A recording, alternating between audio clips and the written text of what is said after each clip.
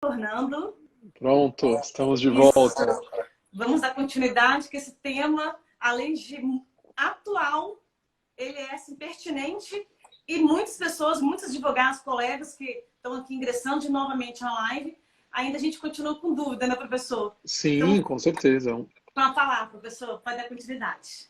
Bom, então, o que a gente estava falando sobre essa questão de teleperícia, telemedicina, é justamente as pessoas acabam tendo uma confusão. Mandar um abraço aqui para a Lê.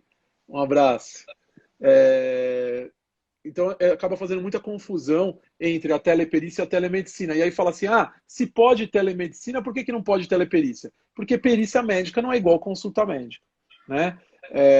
Você não tem essa igualdade. Tanto é que, do ponto de vista até ético, aí falando da ética, e eu vou ser bem claro para vocês, né? Eu não acho que há um impedimento, que o impedimento ético seria óbvio a realização da telemedicina. Por quê?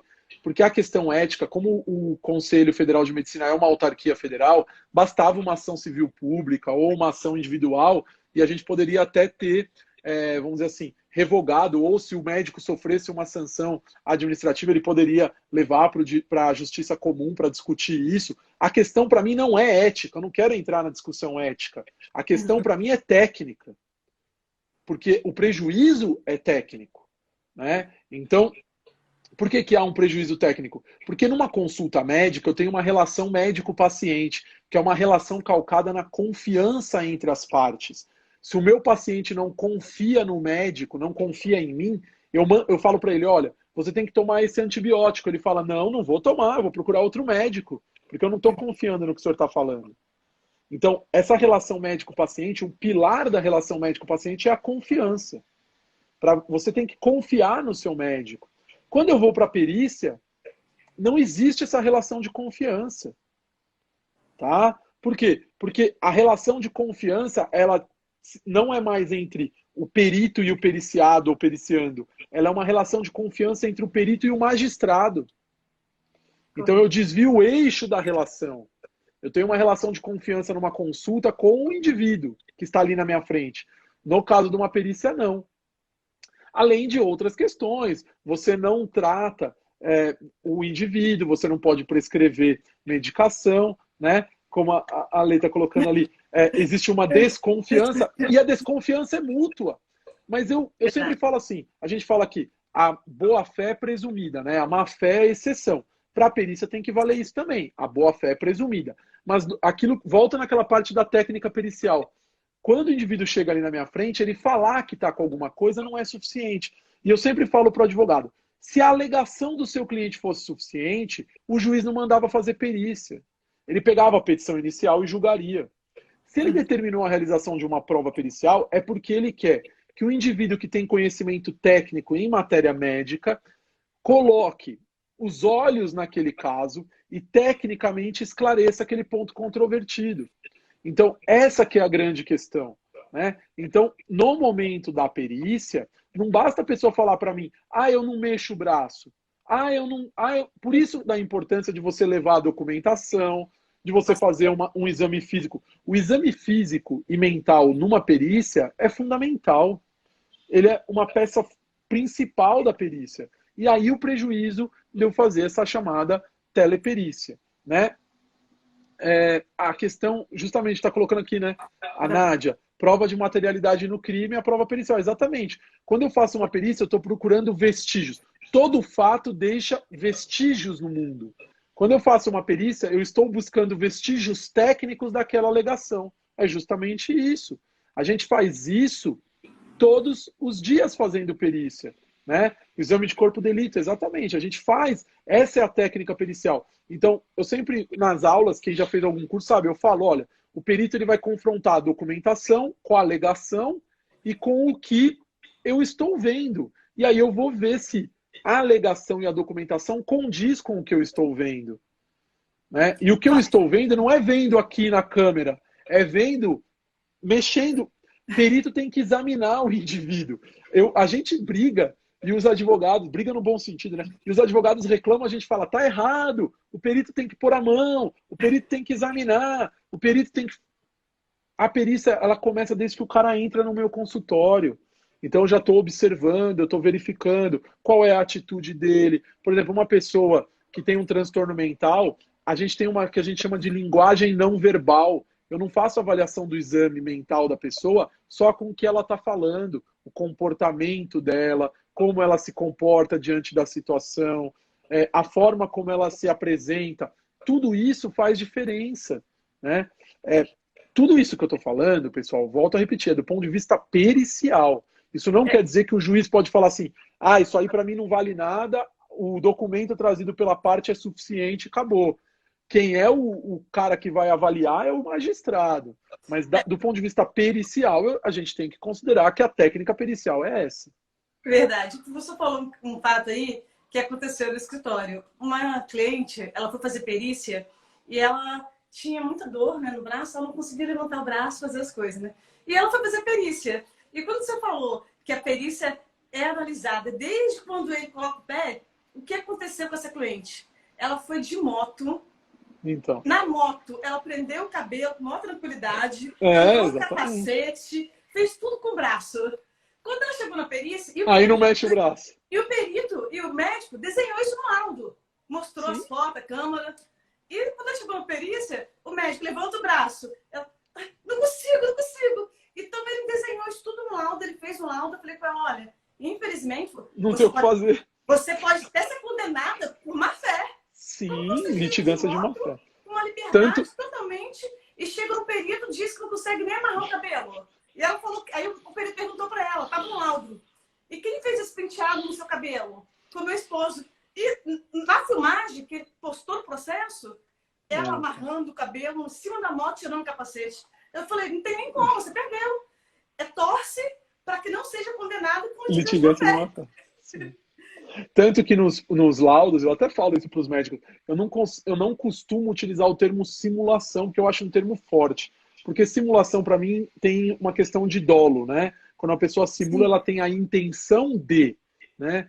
Eu não gosto muito, eu falo que há uma incongruência. Então, quando acontecem essas questões, eu falo assim, olha, existe uma incongruência entre o que ela está me falando e o que eu estou vendo. Eu já tive um caso, foi bem legal assim para a pessoa, não foi legal, mas é interessante. Ele estava na sala de espera lá do médico e eu era assistente técnico, era uma ação trabalhista e eu fui contratado pela empresa como assistente técnico. E ele estava no celular e todo mundo, a maioria das pessoas digita no celular, né?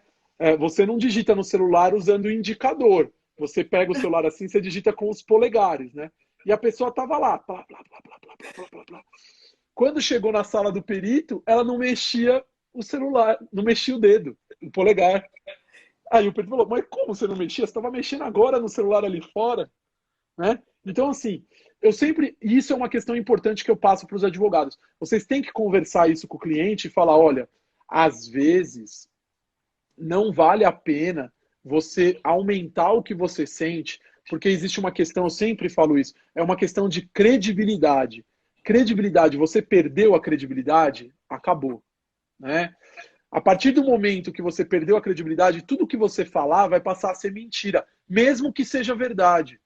Então, nas perícias, o que a gente mais observa não é uma simulação pura, não é que a pessoa nunca teve a doença ou não.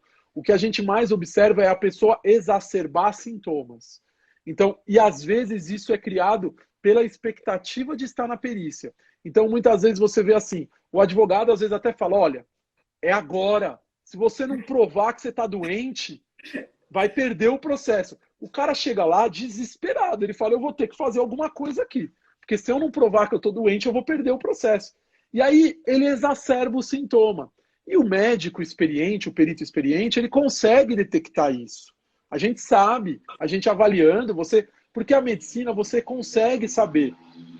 Por exemplo, eu consigo saber numa perícia, de acordo com um teste, qual é a resposta que eu espero. Então, se eu estou fazendo um teste para ombro, a pessoa não pode ter dor no joelho. Se eu estou fazendo um teste para o punho, a pessoa não pode ter dor na ponta do dedão do pé. Às vezes acontece, por exemplo, você vai fazer um tipo de reflexo lá na perna e a pessoa fala que teve dor na coluna, mas não é esperado que a pessoa tenha dor na coluna. Mas por que ela está falando aquilo? Muitas vezes ela até tem um problema na coluna, mas naquele momento a ânsia de provar que está incapaz, que tem a doença, é maior e ela acaba exacerbando. Então, tudo que o perito faz, ele fala que tem dor. Então, até quando eu atuo como assistente técnico de autor e acompanho as perícias, eu sempre falo para eles, olha, se você sentir dor, você fala que está com dor. Se você não está sentindo nada, não inventa, não exagera. Porque se o perito perceber que você está exagerando, tudo que você falou, mesmo que seja verdade, passa a ser visto como mentira. Então a gente tem que tomar esse cuidado. E aí o advogado ele tem essa responsabilidade, né, de conversar com o cliente e explicar o que vai acontecer ali. Eu sempre falo, você não vai orientar no que ele deve falar, mas você tem que orientar para ele o que vai acontecer, o que ele está indo fazer. Tem periciando que chega para fazer perícia, ele não sabe nem o que ele está fazendo lá. Ele acha que ele está numa consulta médica. Ah, eu vim aqui porque mandaram, né? Então, o advogado tem que ter esse cuidado, porque isso aumenta a chance de êxito na ação, né? Até porque, conforme o professor falou, né? Cuidado para não figurar um dolo, né? Ele pode dizer que é uma simples incongruência, uma simulação, levar em consideração que a pessoa não está sabendo se expressar, mas também pode pegar um perito que vai dizer, olha, está de má fé, agiu com dolo, uma simulação, veio simulando. E aí a doutora Fabiana Santos, ela até teve uma vitória, professor, muito boa aqui. A doutora Fabiana, ela ingressou com processo no juizado especial, foi a nossa primeira decisão aqui, né, em matéria de perícia indireta. E a pessoa tinha um problema de saúde e ela juntou todos os laudos, ela instruiu bem o processo, né? E ela conseguiu uma tutela de urgência. E quando ela comentou esse fato comigo, a gente debateu esse assunto, e eu falei com ela, o professor Humberto também, ele tem. No livro dele, ele fala que se tiver a pasta médica do cliente, ele até deu um exemplo no livro dele, que ele falou assim, da esquizofrenia. Se tiver tudo catalogado, que a pessoa tem um problema de saúde grave desse, e os laudos médicos, o juiz pode sim dar tutela de urgência, foi o caso dela, não foi esquizofrenia, mas ela conseguiu essa tutela de urgência mediante todo o conjunto probatório que ela juntou no processo. E aí, eu comentando com ela, eu falei, olha, professor de processo civil, ele tem um exemplo no livro dele falando sobre claro. Porque, na verdade, nem todos os processos precisam de perícia. Precisam de perícia. O CPC é claro nisso, ele fala, o juiz poderá indeferir a realização da prova pericial quando a prova do fato não depende de conhecimento especial de técnico ou estiver comprovado por outros meios de prova. Está escrito no CPC isso, né? E a gente vê assim, acabou que virou uma prática, né? Então, assim, chegou o benefício por incapacidade, é perícia. A Justiça do Trabalho é a mesma coisa. Alegou doença, perícia. Nem analisa os outros laudos. Não, já marca a perícia, não sabe nem o que está lá no processo. E aí a gente tem um grande... Também encarece o processo, né, professor? Porque se o juiz também ele analisasse as provas juntadas nos autos e desconsiderasse a perícia médica não fosse principal ali, ia deixar o processo mais barato. E também iria encurtar o tempo. E fixar o ponto controvertido. Esse é um grande problema, né? A gente não vê isso nos processos. A gente tem que brigar no bom sentido, sempre que eu falo, né? Mas a gente tem que brigar para que haja fixação. O que o perito tem que esclarecer, pelo amor de Deus. Você não pode chegar assim e falar assim, determina a realização de perícia. Aí fica ao livre-arbítrio do perito fazer o que ele quer. Não é assim que tem que ser. Tem que ser definido. Olha, o ponto é esse. Quem já atuou na esfera civil sabe que na civil funciona assim. Quando você faz, por exemplo, uma ação de responsabilidade civil de um médico, o juiz ele fixa os pontos controvertidos. Ele fala, olha, a prova pericial vai recair sobre esses fatos. Não é o perito que define o que ele vai esclarecer. Ele é um auxiliar da justiça. Se você torna o perito um juiz, aí depois você vai reclamar que ele está sendo um juiz. Então, na civil, a gente vê bastante isso, né? A gente vê essa questão de o juiz fixar os pontos. A gente tem que trazer para o perito. Na prática, o que a gente costuma fazer, e a gente fala isso, é que o advogado, muitas vezes, no quesito, tem que fixar o ponto controvertido. Porque como os juízes fazem despachos padrões determinando perícia, a gente não sabe nem o que o perito vai esclarecer. Aí ele avalia o que ele quer. Aí, por exemplo, um caso do que o colega comentou na outro trecho da live lá. Ah, eu estou discutindo uma incapacidade lá em 2016. Mas ninguém perguntou, perguntaram da incapacidade atual, o perito fala da incapacidade atual e você deixa de provar o que você queria. Então, é esse tipo de coisa que a gente tem que tomar um certo cuidado e a gente precisa evoluir. A gente não pode retroceder, né? A gente tem que evoluir. Isso é tão patente que na Justiça do Trabalho agora, a gente tem visto algumas ações que não versam sobre a questão do nexo causal e de incapacidade laborativa. Por exemplo, limbo, dispensa discriminatória. E é tão curioso isso, e os despachos são tão padrões, que às vezes eu pego o processo trabalhista, onde você está discutindo dispensa discriminatória, e ninguém alegou que a doença tem relação com o trabalho. O cara teve um derrame, né, um AVC, a parte não alegou na petição inicial que era com nexo causal, a empresa não apresentou defesa de nexo causal, aí o magistrado determina a perícia, colocando assim, determina a realização de perícia médica para apuração de doença profissional. Por quê? Porque é o padrão. Então, ele professor... pede isso para todo mundo. Eu sempre falo, quando o seu caso foge da rotina, muitas vezes você tem que forçar. No caso da Justiça do Trabalho, geralmente é na audiência que o juiz determina a realização da prova pericial, tem que falar para esse juiz, olha, diga para o perito exatamente o que você precisa saber, porque senão o laudo... E aí, o que é mais curioso, aí o perito vai lá, diz que a doença não tem relação com o trabalho, esse laudo vai servir para quê numa dispensa discriminatória? Verdade. Então, professor, o doutor Lúcio, que é coordenador da EPREP também, aqui do Estado do Espírito Santo, ele até colocou observação aí nos comentários que os despachos são padrão. E eu costumo dizer o seguinte, gente, sempre. Eu sempre falo no escritório com minha equipe, quando vocês forem em congresso, fazer curso, pegue o pulo do gato, pegue o do professor. E o professor acabou de falar aqui uma coisa importantíssima para os advogados.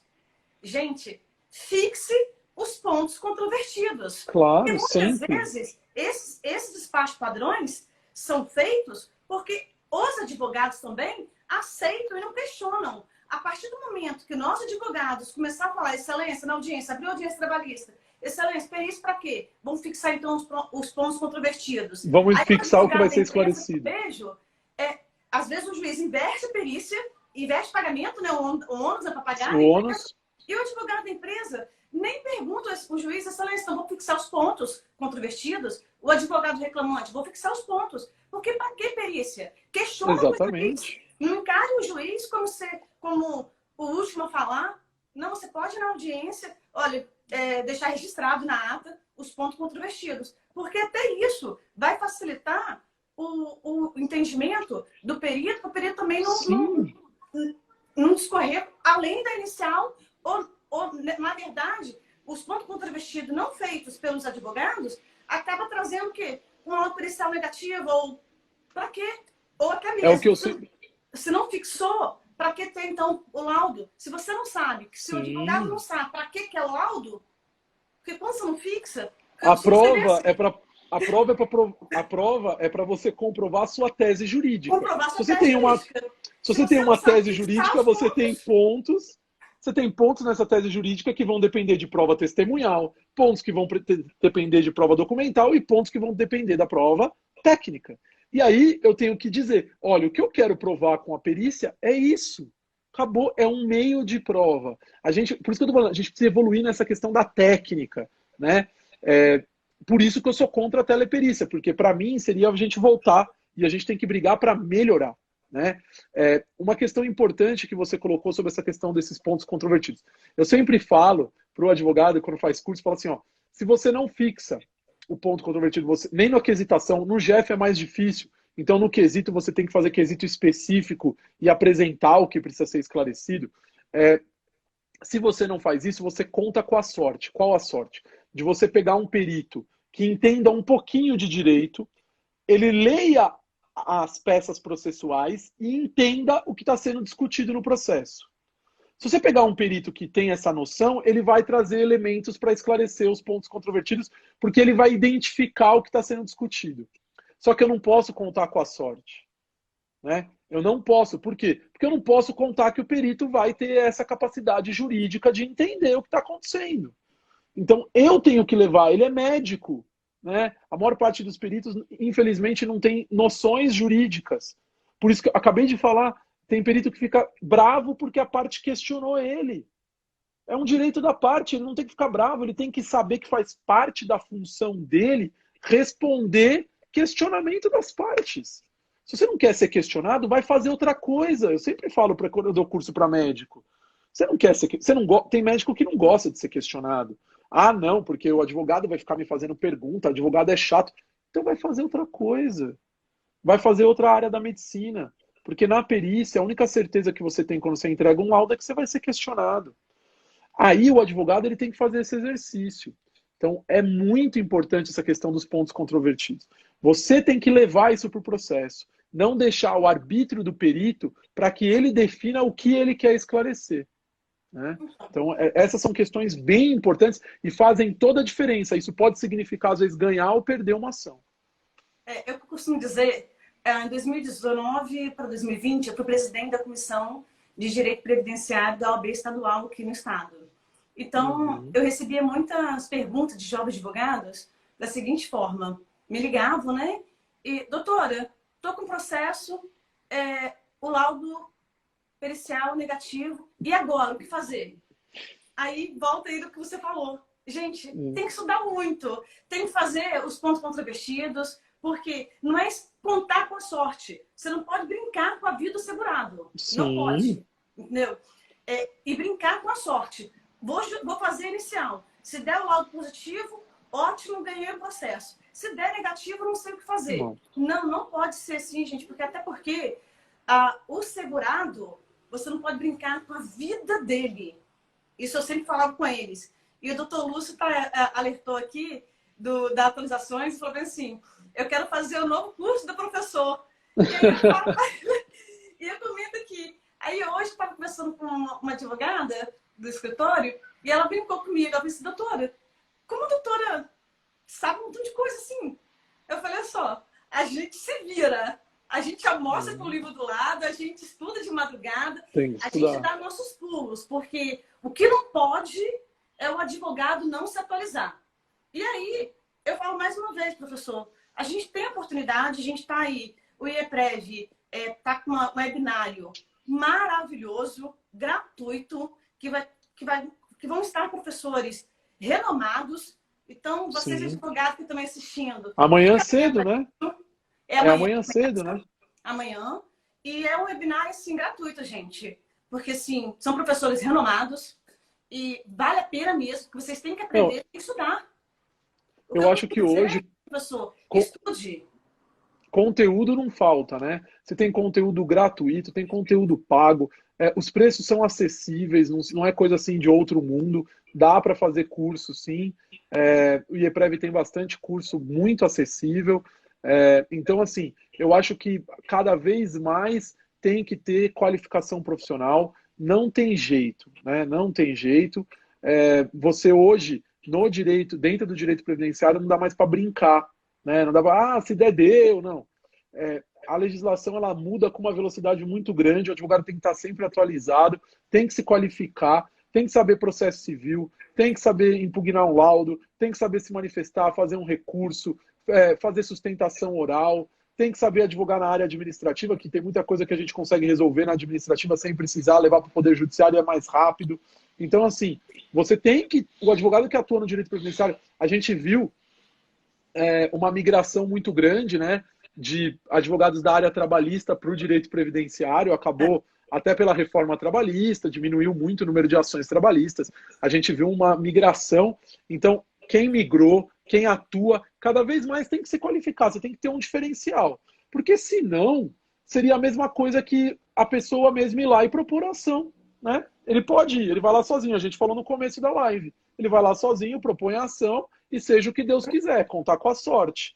Não pode ter advogado e ser igual como se ele tivesse ido lá propor ação sozinho, né? Então, a gente tem que fazer valer a confiança que o segurado deposita na mão do advogado. Deposita na gente, né? Porque Sim. e também o segurado, quando ele entra com benefício, esse benefício vai para a família depois, ele sustenta uma Sim. família. É importante a gente ter essa... Geralmente é verba alimentícia, né? Tem gente que Isso. pode estar dependendo daquilo para comer. É diferente de uma indenização. A gente está falando aqui de questões, verbas, pessoas miseráveis mesmo, né? De natureza salarial. Às vezes não tem. Essa é a grande questão da telemedicina, da teleperícia, desculpe. Da teleperícia. Eu fiquei imaginando. Imagina essas pessoas se ela tem internet com velocidade para fazer o que a gente está fazendo aqui. Smartphone ou computador com acesso à internet. Às vezes eu fico achando que quem está na ponta, às vezes, e propõe umas coisas dessa, está muito distante da realidade da sociedade. Esse que é um grande problema que a gente vê. Quem está na cúpula do poder está muito distante do que está acontecendo aqui. É o que a gente fala, né? Está longe do chão de fábrica. Está longe aqui tá de longe quem está no chão. Fábrica. Está muito longe do chão de fábrica. Verdade. Né? Então, essa é uma questão que a gente tem que ter essa preocupação, porque a gente tem que garantir que todo mundo tenha acesso ao poder judiciário. E essas restrições que estão sendo impostas por causa do Covid-19, eu não me conformo, eu vou voltar a repetir, eu não me conformo que aqui em São Paulo eu possa ir num shopping center fazer compra e não possa fazer perícia médica. Ninguém vai botar na minha cabeça que é mais seguro eu ir num shopping center do que eu ir no consultório de um médico. Ou pegar um metrô, ônibus. Metrô. Não vou conseguir entender um negócio desse. Não tem lógica. Né? Para mim não tem a menor lógica. Não tem razoabilidade. Acho que esse que é o grande problema. Sim. Professor, quando você falou da perícia aí, que você falou do processo administrativo, a perícia indireta seria o que o INSS está fazendo nesse momento? Concedendo benefício? Não. Tem diferença? A perícia porque não tem está diferença. nada, né? Simplesmente está dando benefício. Então, não pode dizer que é perícia... Não é perícia indireta. Não é não, perícia imagina. Isso. Não é. Essa, inclusive, foi uma das justificativas que usaram para a resolução do CNJ. O INSS está fazendo na via administrativa. Não é verdade. O que o INSS faz é o seguinte: a avaliação de aposentadoria especial sempre foi feita de forma indireta. Né? O INSS faz avaliação de aposentadoria especial com base no PPP. Isso é uma perícia indireta. Tá? Uma perícia documental. No caso do adiantamento que está sendo concedido de um salário mínimo, porque é um adiantamento, não é benefício por incapacidade ainda, se a gente for levar ao pé da letra. Se a gente for ver, inclusive, a portaria conjunta e as normas internas do INSS sobre isso, os peritos sequer estão registrando nas telas do SAB esse tipo de benefício que está sendo concedido. Né? A gente até fica com dificuldade de definir qual é a natureza desse benefício. Porque o que está previsto? O adiantamento de um salário mínimo, que seria por até 90 dias, talvez vai ser prorrogado, porque as agências não abriram ainda. Eu acho que a perícia médica não vai voltar tão cedo no INSS. Então, provavelmente isso vai ser prorrogado. Mas o adiantamento de um salário mínimo por até 90 dias, com base em requisitos formais. Aí o advogado pode utilizar, inclusive, isso a seu favor e favor do seu cliente. Os peritos do INSS, eles não estão avaliando o mérito do atestado. Você dá entrada num pedido de auxílio-doença, ele abre a exigência, que é a apresentação do atestado. Esse atestado é colocado lá no meu INSS e você tem que preencher requisitos formais. Quais são os requisitos formais? Tem que ter identificação, tem que constar o nome do médico que atestou, o CID da doença e o tempo de afastamento. E não pode ter rasura, não pode ter... É isso. Preencheu esses requisitos formais, o perito não está avaliando o mérito. Ele concede esse adiantamento por aquele período. Né? Então essa é uma questão importante que o advogado tem que saber. É requisitos formais, não é perícia indireta. Tanto é que está previsto lá o seguinte: se o valor do benefício for maior, né, o salário do benefício for maior, posteriormente vai ser realizada uma perícia para quem quiser receber a complementação. Né? É isso que está previsto. Como grande parte dos benefícios são de um salário mínimo mesmo, eu acho que provavelmente muita gente não vai ir atrás de receber complementação e não vai ter a perícia presencial. vai acabar funcionando como uma forma até do governo distribuir renda, vamos dizer assim, né? Porque você vai acabar só preencher o requisito formal, não vai ter avaliação de capacidade laborativa propriamente dita. Mas isso não está sequer sendo registrado nas telas do SAB. Inclusive, essa é uma questão importante. Tem advogado que está juntando lá exame, porque dá para juntar outras coisas. Sim. Não adianta. Não é necessário, não adianta. Não tem necessidade. Junta o atestado sem rasura, os requisitos formais. Requisitos. Exatamente. Aí, só que no atestado não vai poder constar lá tempo indeterminado. Porque aí o perito não vai conceder, porque a norma, a lei diz que tem que ser por tempo determinado. O médico tem que colocar lá 60 dias, 40 dias, 90 dias, 120 dias. Tem que colocar o tempo. Tá? Não pode ser indeterminado.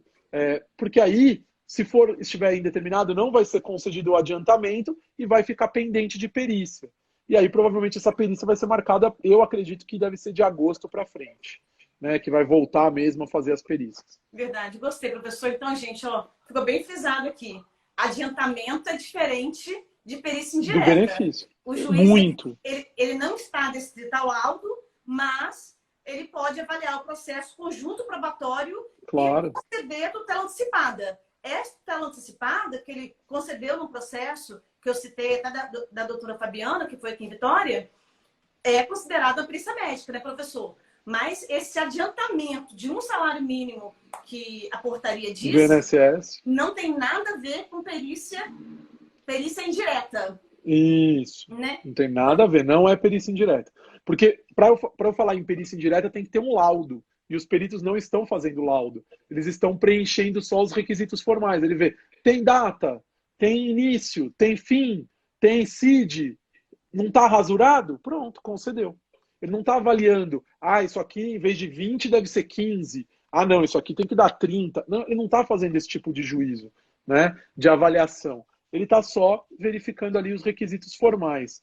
E essa questão, sobre a questão de tutela, né, da concessão de tutela, esse é um grande X que eu acho que a advocacia deveria ter.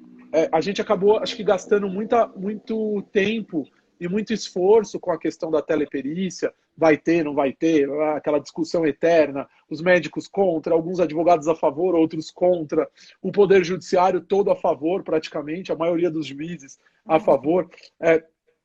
Eu entendo que o que deveria ter sido mais discutido era não haver a devolução dos valores na concessão da tutela.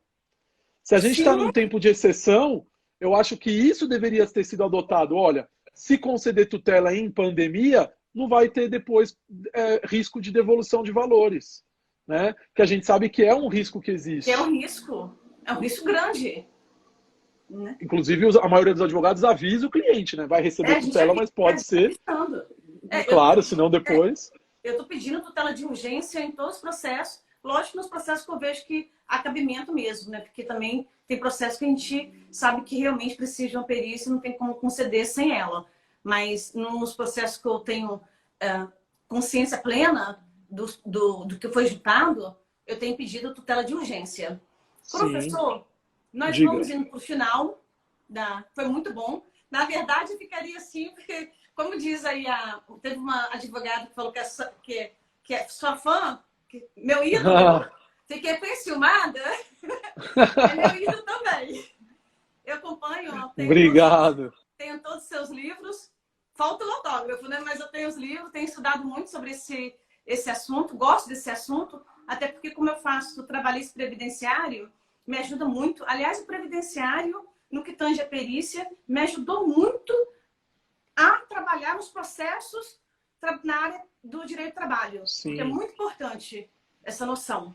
E eu gostaria de frisar mais uma vez aqui para os advogados que estão migrando para a área previdenciária ou para o jovem advogado que tem interesse em advogar na área previdenciária, estudem, gente. Ou aqueles advogados também que parou de exercer advocacia por determinado momento e que agora está retornando à advocacia e quer entrar na área previdenciária. Estudem, gente. Como o doutor Lúcio, coordenador do IEPREV, disse aí, o IEPREV tem vários cursos e o professor, doutor João Lopes aqui, Neto, tem cursos maravilhosos. Eu fiz curso Obrigado. recentemente de gestão de afastados, aprendi muito, muito mesmo.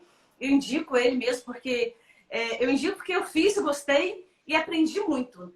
Muitas dúvidas que eu tinha, eu aprendi ali. E eu acredito que todo mundo deve. Aí, Ale, ele Deixa tá eu dando, mandar um ó. oi para Meu fã, sou fã também, tá? mandar um oi para Helena, que está aí também, né? Né? Que é a A coordenadora do Soraya, IEPREV aqui em São Paulo. que bom. E, e fazer. Vou aproveitar e fazer uma propaganda rapidinho, Isso, fala dos seus cursos e do seu porque livro, professor. Fala do seu isso. livro, do seu curso, que estão me cobrando aqui em Vitória, entendeu? A gente vai. O IEPREV está lançando o curso de vários professores, a gente vai fazer também, né? Tem um curso lá de perícia, a gente vai falar de perícia, de não só perícia médica, a gente vai fazer uma abordagem, mas também na questão da aposentadoria especial dentro do direito previdenciário. Então, eu vou tratar da perícia médica, mas também com enfoque da aposentadoria especial, da prova pericial em si, né? A gente vai estar fazendo, se eu não me engano, acho que é em agosto. Alguém lembra algum dos coordenadores do IEPREV? Agora Os me fugiu a coordenadores estão data. assistindo. E o Por coordenador favor. do EPRE, professor, estuda, tá? Eles estão aqui na É, live aqui assistindo, porque são todos estudiosos. eu não lembro agora se é em agosto. Deixa eu pegar, eu vou pegar aqui, daqui a pouquinho eu já falo. Até recebi hoje aqui, agora não lembro se é em agosto. Qual é a data? Então tem esse curso, depois vocês podem entrar lá no site do EPREV e fazer propaganda também da pós-graduação que eu estou coordenando junto com a professora Ana Paula Fernandes e com o professor Rafael, que é uma pós que assim a gente vai fazer foi formulada com muito cuidado, porque é uma pós em empresarial, previdenciário e compliance, que é um novo ramo, né? Um ramo que não é tão novo, mas pouca gente atua, e eu atuo diretamente, que é a questão da falar do custeio em relação às empresas, né, a parte empresarial mesmo, a questão da gestão de afastados, que é justamente esse curso que, que você comentou, que você fez lá. Ó, a Helena está falando que o curso é dia É, 20 de agosto, é esse mesmo. Então é isso. 20 de agosto, está lá no site do IEPREV, depois vocês entram lá. Aí a gente vai fazer um curso lá.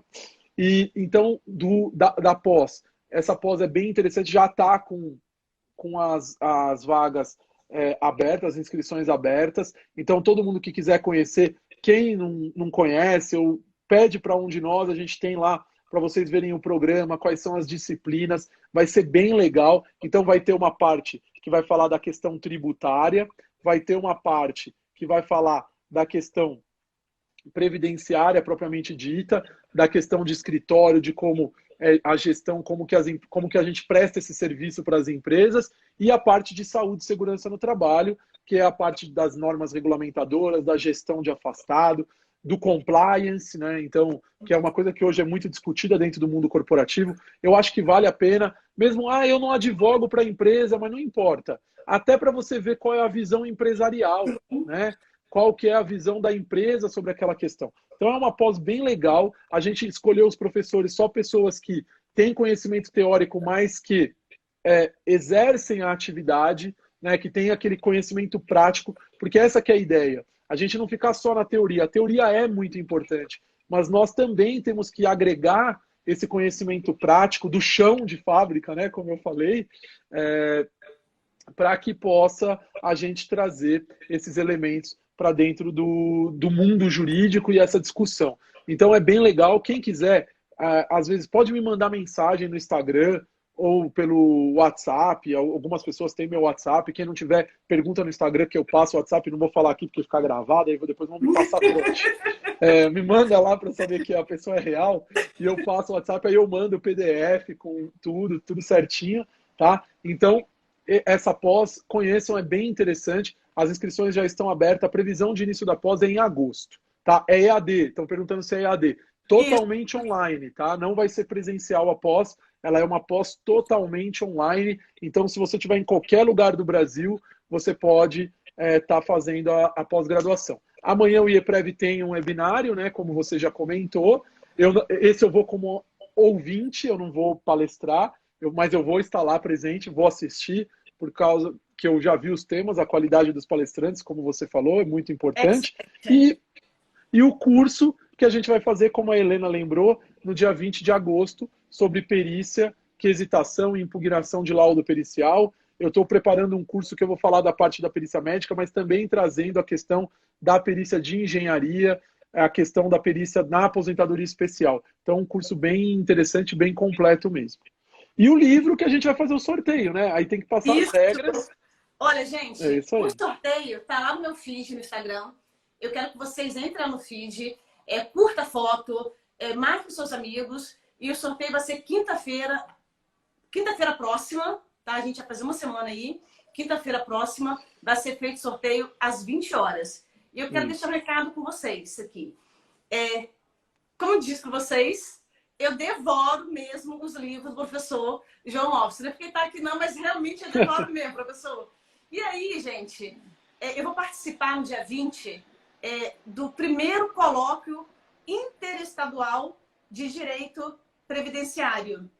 E o meu artigo e a minha palestra foi baseado em alguns doutrinadores. Eu citei muito, porque eu estudo mesmo, gente, o João Lopes. Obrigado. Porque o tema vai ser teleperícia e a perícia biopsicossocial. E no artigo, tanto no artigo como na minha palestra, eu fundamentei todo o meu artigo e na minha palestra no professor João Lopes e no professor José Ricardo, que também dá aula no EPREV, é nosso diretor, né? E tem um curso lá também falando sobre perícia biopsicossocial. Então, gente, entre no site do EPREV, vai se familiarizar. Como é, professor? Me ajuda aí. Familiarizando. Isso. No site. O site é bem fácil de utilizar. É bem fácil. Acessar, muito fácil. E os cursos têm um preço muito bom, acessível a todos os advogados. E advogado previdenciarista tem que estudar. Então, professor, gratidão. Adorei estar com o professor, tá? Obrigada a todos os coordenadores aqui que estiveram presentes. Obrigada, doutora professora Ana Paula, ao nosso presidente, doutor Roberto. Muito obrigada pela oportunidade que eu tive hoje de estar conversando com um professor de autores de livros renomados e que eu adoro, que eu realmente estudo mesmo com eles. E o sorteio, gente, vocês podem também ter esse livro. Eu tenho, vocês também podem ter, e vocês ainda vão ter vantagem, porque o professor, ele vai autografar. Os meus ainda, ele vai autografar, porque eu não tive tempo com as pandemias.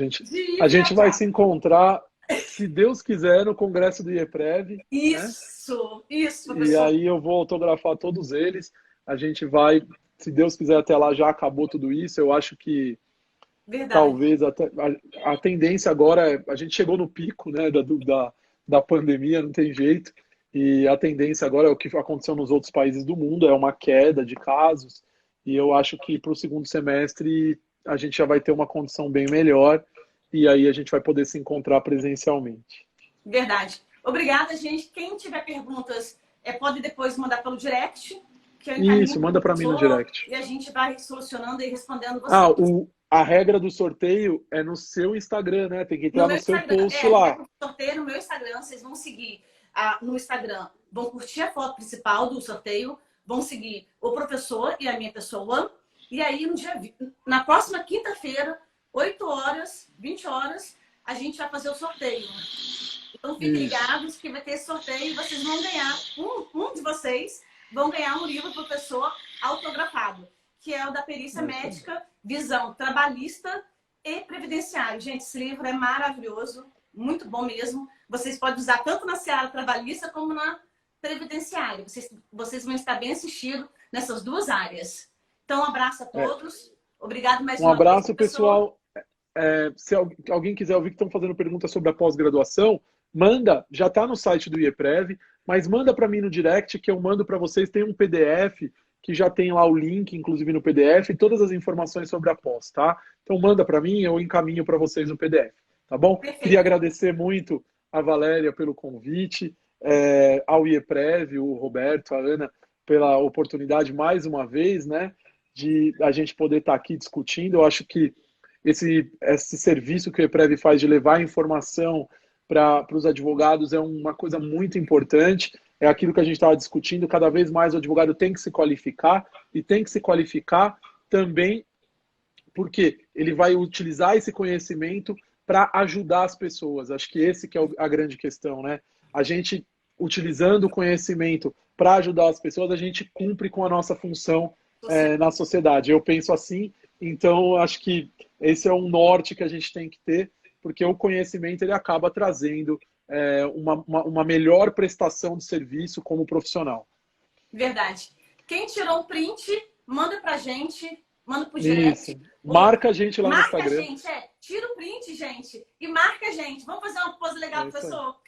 Tira o print, Vamos gente, lá. marca a gente. Vai lá, marca a gente lá. Tchau, professor, então boa tá noite. certo. Muito obrigado, viu? Obrigada, tchau, tchau para todos. Boa noite. Até mais. Tchau.